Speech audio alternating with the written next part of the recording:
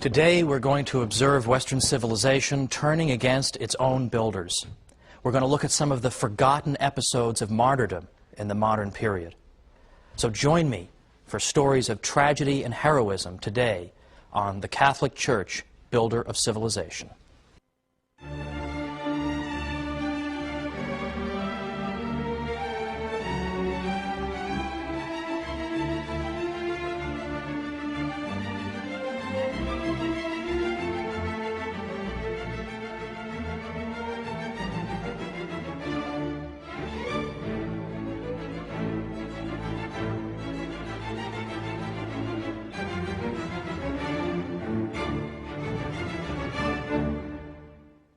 Welcome to the Catholic Church, Builder of Civilization. I'm Thomas Woods. Today we're talking about martyrdom, and we're talking about some of the forgotten episodes of martyrdom that have occurred within the Catholic world in the modern period. Some of them will be familiar to you, but others perhaps not. And yet each of them, it seems to me, should be known by everybody. Each of them would make an extraordinarily moving motion picture. And yet, nothing so far. That's a note to all you Catholic movie makers out there. There's no short supply of movies of great heroism. Now, I've chosen particular episodes that I think aren't especially well known or deserve to be better known. There are a great many others, and at the end of this episode I'm going to give you some reading suggestions. Because if you're like me, you just can't tell what you should be reading. You don't have 12 books by your bed or anything. You could always use a couple more. Well, I'm going to give you a couple at the end. But for right now, I want to go back to the 16th century and tell you briefly a story you may already know, but remind you of a figure you may have forgotten. And I want to talk about King Henry VIII. King Henry VIII of England would have been the last person people would have expected to persecute Catholics.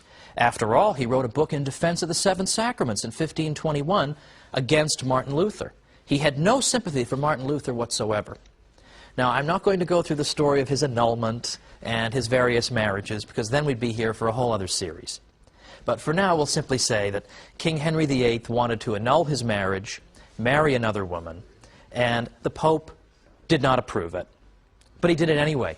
And in fact, he took the church in England and broke it away from the church around the world, and declared that from now on, in the mid-1530s, that he, the King of England, would be the head of the Catholic Church in England.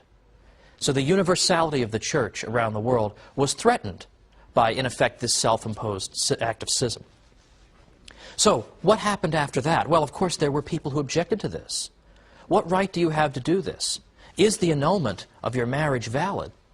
Is your power to claim that you are the head of the Catholic Church, is that something that has any roots in church history? Can we abide this? Now, many of you know about the story of St. Thomas More, the former Lord Chancellor who opposed what the king was doing and could not, in conscience, support him, and was executed.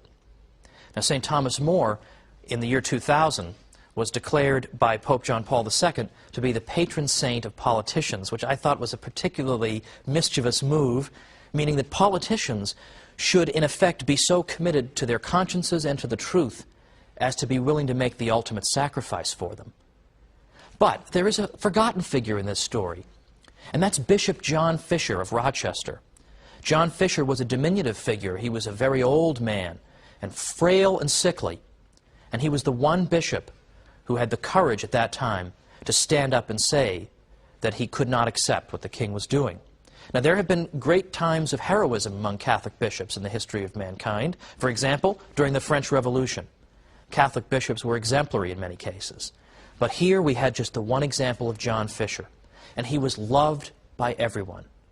And on that day when he came out of the Tower of London, holding his small Bible as they led him to be executed, the people gathered and watched, and he addressed them and told them, said to the Catholic people, that I have come here to die for Christ's Catholic Church.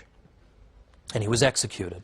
But my favorite part of this is a popular story that followed thereafter, because his head, Bishop John Fisher's head, was placed on a pike and placed along with the heads of some monks who had also resisted the king on London Bridge. Now, during his life, John Fisher had been very pale in complexion and indeed sickly looking.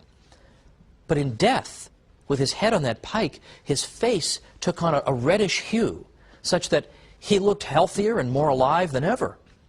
In fact, this was such a spectacle that people began making small pilgrimages to visit his head, such that the government finally just had to take it down. I sure hope that story is true, because they deserved to be rebuked by John Fisher even in his death. Now, 400 years exactly after the deaths of these two great men, in 1935, they were canonized. And so we call them St. Thomas More and St. John Fisher. But I taught Western civilization at the college level in New York for 7 years. And I always looked for a good textbook. And the textbook always told us about the heroism of St. Thomas More. And of course, there's the wonderful movie, The Man for All Seasons. But I never found a single textbook that told us about the sacrifice of John Fisher, this glorious bishop who had been treated so badly by the regime, who had been maneuvered and manipulated into saying things that could be declared criminal and treasonous.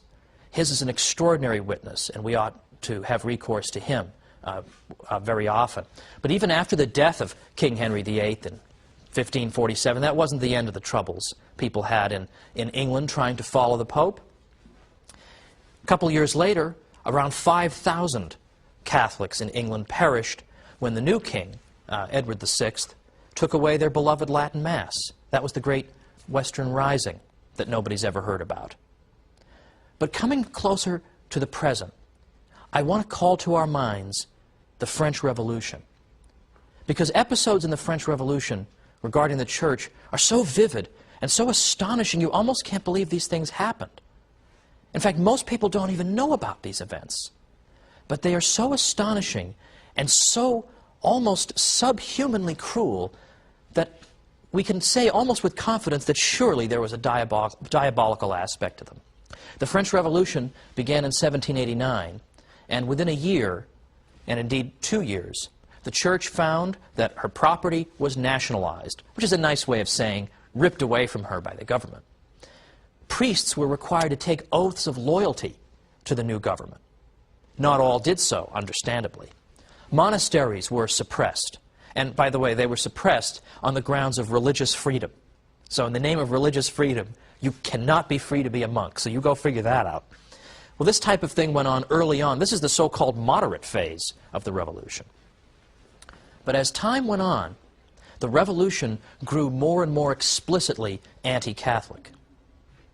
In fact, by 1793, things had grown almost hysterically worse. 1793 to 1794, it's there that we see what became known as the Reign of Terror.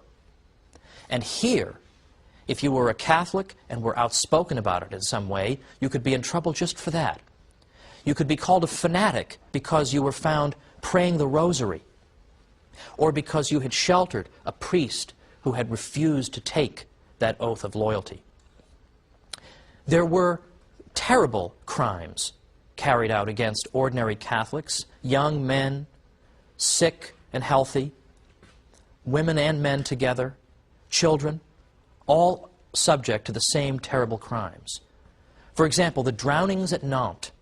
Thousands of Catholics perished in the drownings at Nantes, which consisted of taking people in boats out into the River Loire, and then the tormentors in the boats would jump to other boats, and before doing so, they would open up holes in the initial boat so that the boat would sink and the people on it would drown. The man who carried this out, Jean-Baptiste Carrier, said, "Never have I had so much amusement as in seeing the last grimaces of priests as they die." Beyond the drownings at Nantes, we have the shootings at Angers. We have the martyrs who are called the Martyrs of Avrillé, 100 of whom were beatified by Pope John Paul II, and many favors have been won through their intercession. But there, the Martyrs of Avrillé were marched to some ditches that had been dug, and it was decided that the way to deal with these unruly Catholics was to line them up against the ditches and to shoot them all so that they would fall into the ditches and perish. Many female religious went to their deaths in this way, singing songs to the Lord as they did so, and forgiving their captors and tormentors. In the midst of all this, there was also the de-Christianization campaign. De-Christianization campaign in France. Now, what did that consist of? During the fanaticism of de-Christianization, a new calendar was introduced. Because, of course, if we want to de-Christianize the country, we certainly can't have a calendar dated from the life of Christ. So instead, we're going to date our calendar from the year we killed our king. That'll be the year 1. And the week became 10 days long, not 7. So it became impossible for the Catholic people, after a time, to know what day was Sunday. Well, thankfully, most people never adopted this silly calendar. But that was an example of the hostility toward the Catholic people. But beyond just that, bizarre ceremonies were carried out. Statues of saints were guillotined. The names of streets that had the word saint in them had the word saint removed. Churches were vandalized everywhere and property destroyed as an attempt to try to wipe out the Christian inheritance. In fact, even worship itself was discontinued in all but the remotest areas of the country. Here was de-Christianization. In fact, even the priests who had taken the oath of loyalty to the regime were now told that was not enough. If you want to show that you are loyal to revolutionary France, you must abjure your ordination altogether. Many of them refused to do that. Thousands of them fled the country. 10,000 priests went to England alone. England, an anti-Catholic country at that time, welcomed them. And in fact, as some historians have said, like Michael Davies, in fact, what the result of that was that English people got to see Catholic priests for themselves. They no longer heard about Catholic priests just in caricature. They met these men for themselves and saw how heroic they were and what they were able to do. And it astonished them how great these men were. And this experience they had meeting all these Catholic priests went a long way in the 19th century toward lifting the restrictions against Catholicism in that country. But this is not even the worst of what happened to Catholics. A war of extermination was waged in the Vendée region of France, and this episode has been almost entirely forgotten. It was not forgotten by Pope John Paul II, who visited the Vendée region, spoke about the Vendée region in a French visit in 1996. And when we come back, we're going to talk about those men and women, what the Pope had to say, and more examples of heroism when we come back to the Catholic Church, builder of civilization. So I'll see you in a minute.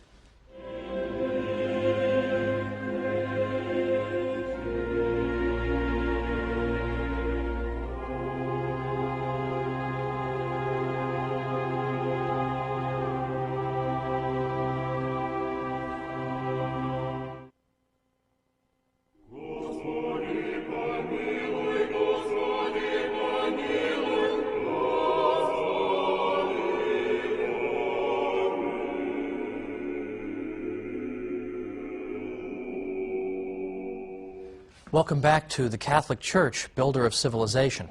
I'm Thomas Woods. Today we've been talking about cases in which Western civilization, in effect, has turned against her own builders. And we've seen the suffering that Catholics have endured in a great many contexts. And I'm just giving the tip of the iceberg, I promise, of what has happened to Catholics over the centuries that nobody knows about. Now, we started off talking about the French Revolution, and I mentioned that the Vendée region of France was subject to a particularly vicious campaign during the Revolution. The Vendée was the area that was most resistant to the French revolutionaries. And orders were given to go into the Vendée and exterminate these people. Every single person who was moving should be killed. People should be bayoneted and hacked to bits. They were ordered to do that. But the people of Vendée stood up and resisted the best they could. And when Pope John Paul II was in France in 1996, he was there, incidentally, to observe the 1500th anniversary of the baptism of Clovis, who was the Frankish king who accepted Christian baptism and thus bestowed upon France the title of the eldest daughter of the Church. The Pope was there to commemorate that. But he spoke about the particular sacrifice of the people in the Vendée. And he said, "You who were born in the land of the Vendée are the heirs of men and women who were courageous enough to remain faithful to the Church of Jesus Christ at a time when her freedom and independence were threatened." In the numerous acts of witness that have come down to us, it is moving to see that the people of the Vendée remained attached to their parishes and their priests in spite of the cruelty of persecution. Now today, if you even say the word Vendée, with how many people will it ring bells? Essentially none.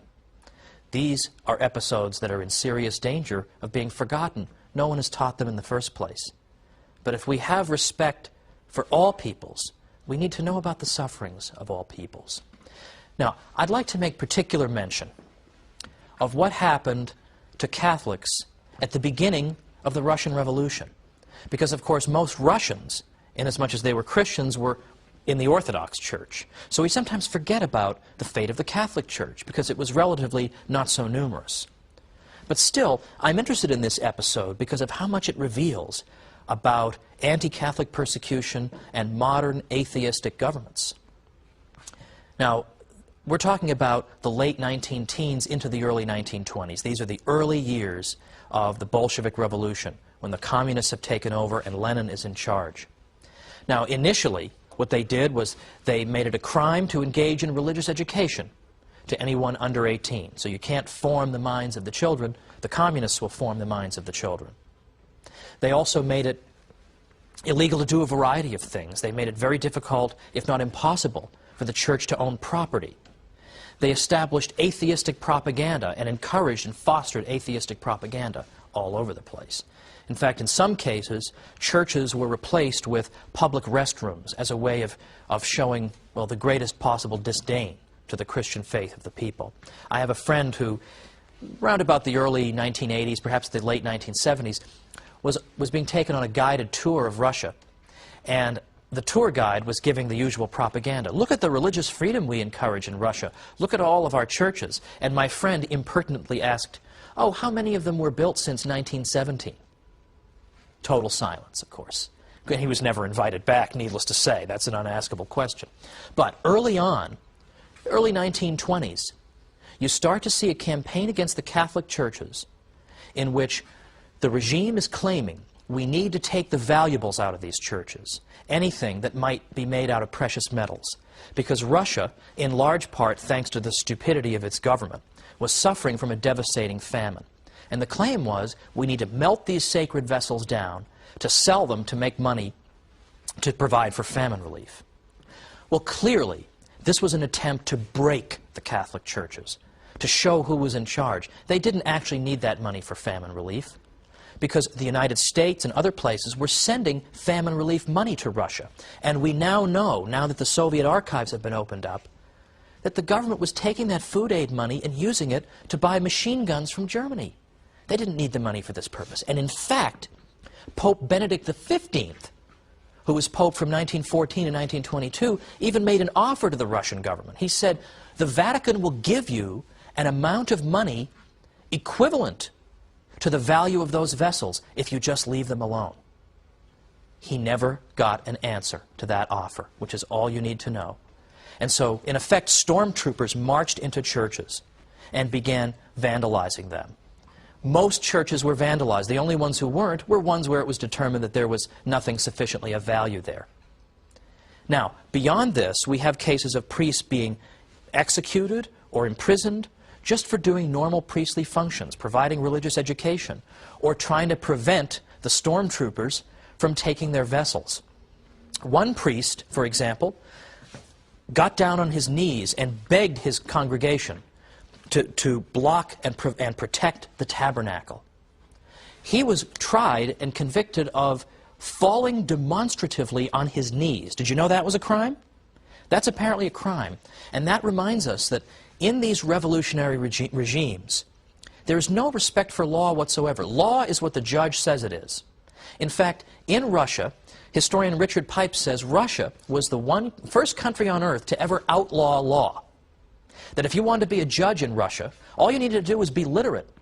You didn't have to have any legal training, because we don't need legal training. We don't need previous precedent and previous law. All we need is somebody with a good communist revolutionary conscience who knows how to mete out communist justice in one case after another.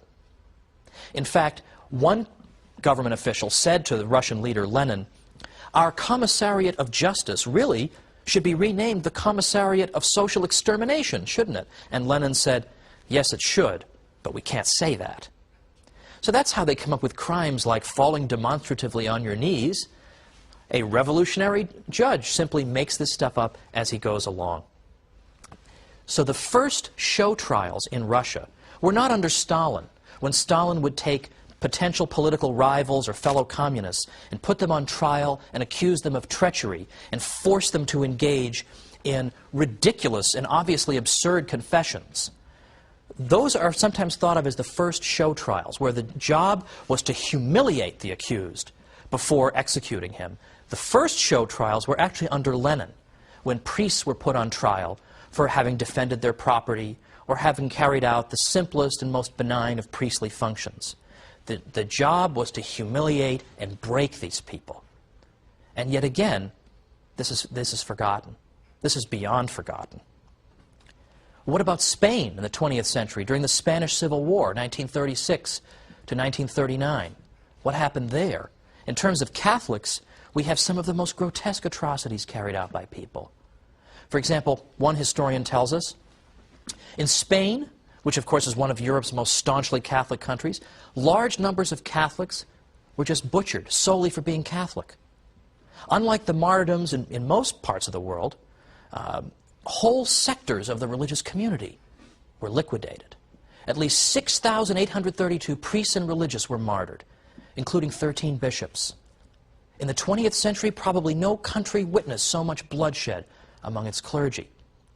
Another source, an incalculable number of laypersons were killed because of their religious associations, either as well-known churchgoers, members of fraternal and charitable religious organizations, or as the fathers, mothers, brothers, sisters, and friends of clerics. Some were killed because they professed their faith by wearing some outward symbol of belief, perhaps a religious medal or a scapular. Some were killed for acts of charity, for granting refuge to clerics attempting to escape this terrible fury. It is impossible to determine the number of these laypersons who were slain for their faith. And nor was the anti-clericalism limited to killing.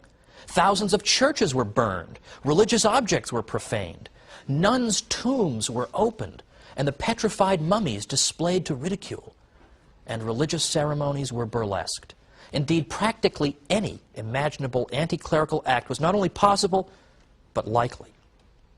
And still another writer tells us, as they entered a village, that is, in effect, anti-Catholic stormtroopers, you may as well call them, their first object of attack was the church. There, the communists and their henchmen would round up the priests and religious, as well as anyone who protested, wreak all kinds of destruction and sacrilege, and then pour round after round of ammunition into the tabernacle of the parish church. Now, unfortunately, my friends, we could go on and on. We could talk about the sacrifices Catholics made under the terrible Nazi regime, about the thousands of priests interned at Dachau. We could talk about the sufferings in Mexico. There's so much we can talk about because there were sufferings all over the world in the 20th century. In Africa, all over the world, people perished because of their faith. Now, unfortunately, this is largely a forgotten story. The Black Book of Communism does tell a lot of the atrocities of the communists, and that is a very important thing because people, in effect, don't seem to care or have forgotten about these crimes. But that book doesn't really give us the information we might want about people who died specifically because they were Catholics and not just because they were anti-communist. So the book I would recommend is a book by Robert Royal, called Catholic Martyrs of the 20th Century. Catholic Martyrs of the 20th Century. And he gives a history of what happened in the 20th century around the world. And he says that in terms of people we can clearly identify as having specifically died for the faith, it's in the hundreds of thousands. We can't forget those people. And these are people who gave the same witness as those people in the early centuries who helped their own persecutors. These are people who, when they died, they forgave these people and they blessed them. That's why Tertullian said that the blood of the martyrs is the seed of Christians, because people are so moved by their testimony. Pope John Paul II quoted the words of Christ, "Blessed are you when they insult you and persecute you and utter all kinds of evil against you falsely on my account. Rejoice and be glad, for your reward is great in heaven." And the Pope said, how well these words of Christ fit the countless witnesses to the faith in the last century, insulted and persecuted, but never broken by the power of evil. Where hatred seemed to corrupt the whole of life, leaving no escape from its logic, they proved that love is stronger than death. Within terrible systems of oppression which disfigured man, in places of pain, amid the hardest of privations, through senseless marches, exposed to cold and hunger, tortured, suffering in so many ways, they loudly proclaimed their loyalty to Christ crucified and risen. Countless numbers refused to yield to the cult of the false gods of the 20th century and were sacrificed by communism, Nazism, by the idolatry of state or race. Many others fell in the course of ethnic or tribal wars because they had rejected a way of thinking foreign to the gospel of Christ. Some went to their death because, like the Good Shepherd, they decided to remain with their people despite intimidation. On every continent and throughout the entire 20th century, there have been those who preferred to die rather than betray the mission which was theirs. And they did so in the spirit of Christ. But their stories have been forgotten. We need to remember them because these stories can inspire, and they in fact can move people to conversion. Well, next time, we're going to wrap up our series and look at what the Church has done for the West and how we can tell more people about it. So join me next time. Thanks.